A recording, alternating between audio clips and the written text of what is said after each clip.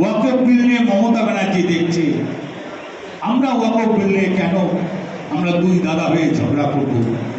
কেন আমরা ঝগড়া করতে যাব? কেন আমার বাংলাতে লাল রক্ত ছড়িয়ে দেব? কেন আমি বাংলার বদনাম করব? কি জন্যে করব? আমরা তো তা করতে আসিনি।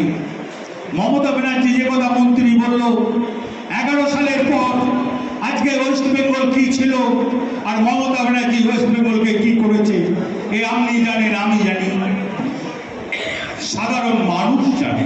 তাই বন্ধু, আপনাদের কাছে বলতে এসেছি একটা কথা।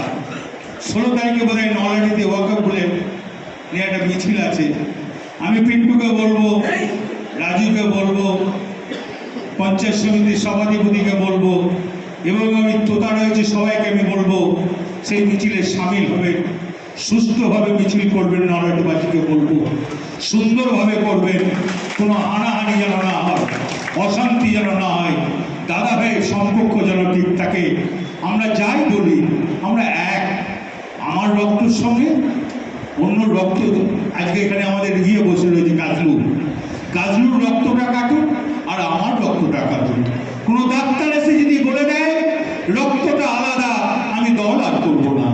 গাজলুর যে রক্ত আমারও সেই রক্ত, তাহলে কেন আমরা ঝগড়া করবো?